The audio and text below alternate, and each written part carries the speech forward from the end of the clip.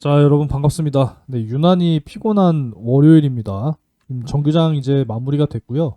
내일부터 날씨가 이제 영하로 떨어진다고 하거든요. 여러분들 건강 관리 진짜 잘 하셔야겠습니다.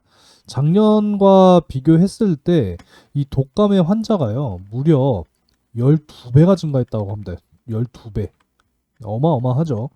건강 관리 진짜 잘 하셔야 될 것 같아요. 항상 응원하겠습니다. 자, 오늘 코스피 코스닥 양대 지수는 상승 마감을 했으나 사실 체감상은 그렇게 좋지 못합니다. 그쵸? 여전히 하락 종목이 더 많은 상황이고 이 환율은 여전히 1450원대를 유지하고 있는 모습입니다. 외국인들은 오늘도 코스피 위주, 결국은 뭘 담았겠어요? 삼성전자, SK, 하이닉스겠죠. 그죠? 오늘 무려 또 SK 하이닉스 8%, 삼성전자 3.5%. 지난주에 빠졌던 폭을 다 메워주는 그런 시장이었다. 그냥 그렇게 평가를 하시면 되겠습니다. 그래도 파도가 오늘 좀 떨어지나 싶었는데 다시 24,400원을 찍으면서 마무리가 됐고 여전히 12,000원으로부터 두 배 수익 구간이죠. 우리가 시가총액 2조 원까지는 끌고 가야 한다. 요거 이제 목표잖아요. 그죠? 1차 목표. 최종 목표가 아닙니다, 여러분. 1차 목표입니다. 1차 목표. 일단 1차 목표를 향해서 가야 될 것이고 일단 오늘 일봉상 21선 오늘 좀 빠지긴 했어요. 그죠? 근데 아랫꼬리가 좀 길게 달리면서 결국 일봉상 21선 다시 회복시켜주는 모습이었고 주봉상 역시도 5일선 위쪽으로 다시 한번 좀 올라오면서 마무리가 되어 줬습니다. 나쁜 흐름은 아니에요. 올라온 이후에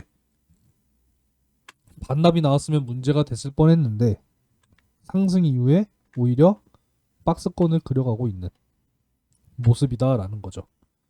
주봉상 요렇다라는 것이고 사실 제가 이전에 이 25,000원 선 돌파한 이후에 이 25,000원을 지지해주는 모습이 나온다라고 하면은 새로운 그림을 그려갈 것이다라는 말씀을 드렸는데 아쉽게도 지난주 금요일에는 이탈이 나오면서 마무리가 됐죠. 그쵸? 그래서 다시 25,000원의 저항이다.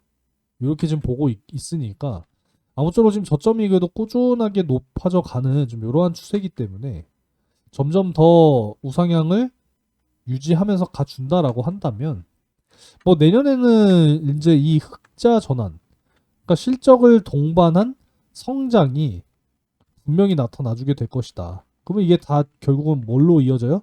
주가의 상승으로 이어지게 될 것이다. 우리가 이제 이렇게 예상하면서 가고 있는 거잖아요, 여러분들. 그죠?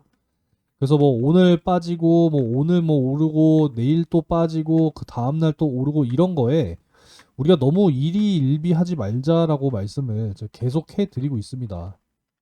그래서 지난주에는 어떤 뭐 멘탈 관리 차원에서 뭐 여러 가지 말씀을 좀 드렸었는데 오늘도 여러 가지 내용을 한번 또 정리해 보고자 하니까 구독과 좋아요를 한 번씩 꼭 좀 부탁을 드리겠고요. 그리고 이제 정보방에 대해서 또 언급을 안 드릴 수가 없는데 자, 지난 11월 13일에 잡아드렸던 요 보성 파워텍 두산 에너빌리티로 원전에 대한 기자재를 공급하는 회사거든요. 뭐 원전에 대한 이슈는 끊임없이 앞으로도 발생이 될 수가 있기 때문에 보성 파워텍 역시도 두산 에너빌리티와 함께 네, 관심을 가져보시는 게 좋겠고 역시 이제 이 정보방에서는 짧게 짧게 매매를 하고 있기 때문에 이 보성 파워텍 이렇게 이제 분할 매수를 한 이후로 오늘 이제 또 강하게 상승이 나와주면서 5% 이상 또 상승을 만들어냈습니다. 수익권이 나왔다라는 거죠. 5%대까지. 그래서 이런 종목들을 함께 하고 있으니까 아직까지 이 정보방에 안 들어오신 분들께서는 영상 아래쪽에 고정 댓글을 꼭 확인하셔서 입장을 해 주시면 되겠습니다. 여기 있거든요. 여러분들 화면 아래 보시면은 다 확인이 됩니다. 꼭 확인하셔서 링크를 터치하시고 입장을 해 주시면 되겠습니다. 그동안에 이제 뭐 여러 가지 말씀을 드렸는데 결국은 이제 기업이 지속적으로 돈을 잘 벌 수가 있을 것이냐 그리고 그 돈을 버는 규모가 점점 더 커질 것이냐 이거에 대해서 이제 많이 좀 말씀을 드렸었죠. 그래서 이미 사실 이제 2024년도의 매출은 뭐 이미 넘어섰잖아요. 그죠? 1분기, 2분기, 3분기 모두 매출액을 합산했을 때 이제는 뭐 700억 가까운 이제 이런 매출이 달성이 된 상황이고 이제 4분기 이번 분기 벌써 이제 절반이 지나가고는 있습니다만 4분기에 제가 지난번에 정확하게 계산했을 때 이제 315억 정도였습니다. 요 정도에 근접한 매출액이 만들어진다라고 한다면 올해 1000억 매출은 달성이 되는 것이고 이 금액보다는 낮으면 1000억 매출보다는 좀 아래쪽으로 내려오는 결과가 나올 수는 있겠습니다만 확실히 전년도보다는 실적이 확실히 성장하는 그러한 모습이 나와주고 있다라는 거죠. 그래서 23년도에 사실 제가 영상을 처음 찍기 시작하면서 이야기를 해드렸었던 키워드가 바로 이 신뢰에 대한 회복. 그쵸? 23년도 실적 너무 안 좋았잖아요. 그래서 요 신뢰에 대한 회복에 대한 키워드를 잡았었고 2024년에는 회복. 어떤 회복? 이 실적에 대한 회복을 말씀을 드렸었어요. 그리고 이제 올해 2025년은 다시 실적이 성장하는 요걸 이제 키워드로 잡았었죠. 그래도 이제 하나하나 잘 들어맞았다라고 생각을 하고 이제 2026년의 키워드는 저는 확대라고 생각합니다. 확대. 실적에 대한 확대, 뭐 매출액에 대한 확대, 그리고 또 뭐가 있겠습니까? 고객사에 대한 확대와 수주에 대한 확대.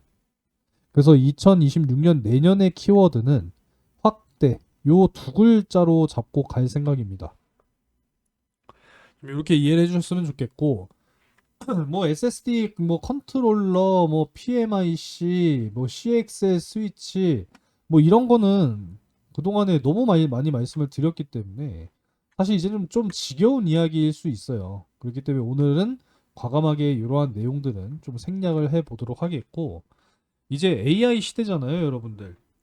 AI의 이 확산 모든 산업과 모든 기업들이 도입하게 될 것이다라고 하는 어떤 좀 막연한 이야기들 거기에 대해서 좀 이야기를 해보고자 하는데 대만의 실제 대학들이 이제 AI 수업이 급증하고 있다라고 합니다.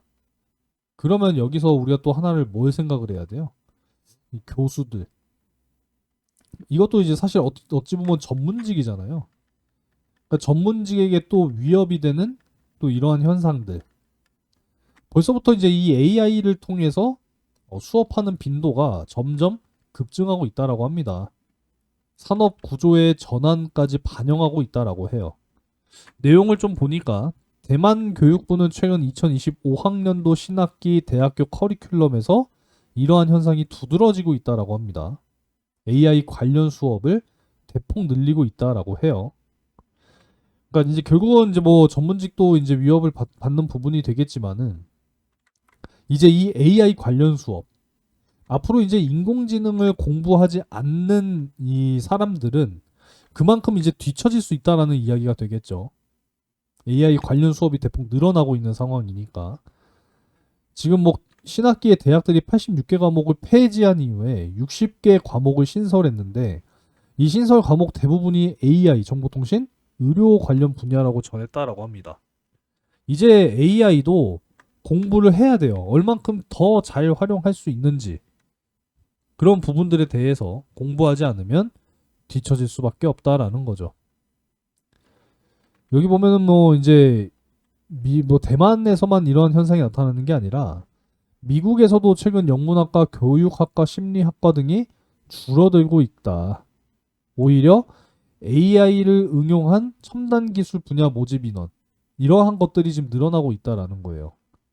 여기도 보면은 반도체 재직자 대상 석사 학위 과정을 신설하고 각 대학이 반도체 설계, 정보통신 분야 등 학위 과정을 늘리고 있다고 덧붙이고 있다라고 합니다. 그만큼 결국은 이제 미래 산업이다라는 이야기가 되겠죠.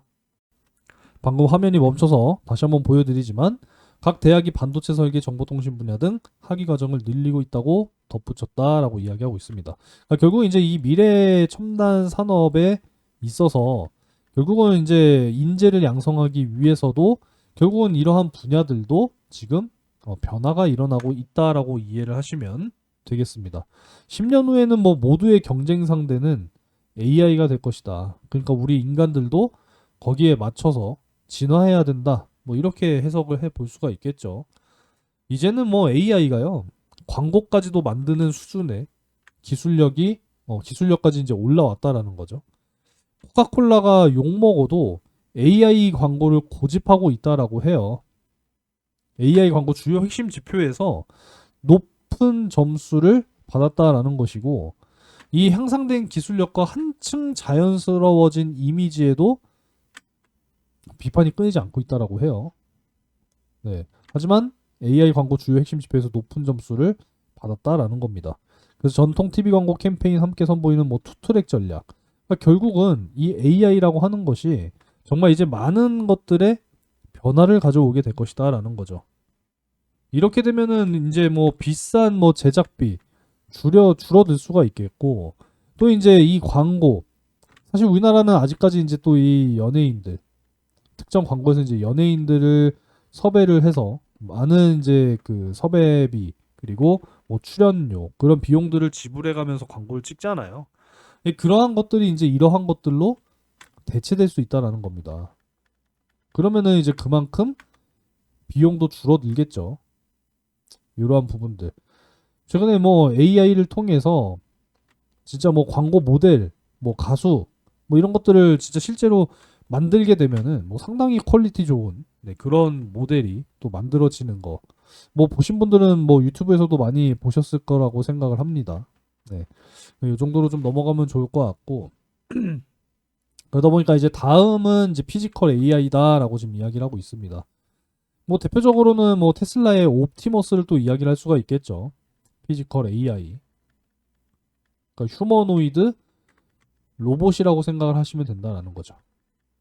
이제는 제조하는 이 공장에 뭐 실제로 인력도 당연히 이제 필요는 하겠지만 이제 점점 더 이 휴머노이드 로봇의 활용 빈도가 점점 더 높아지게 될 거예요.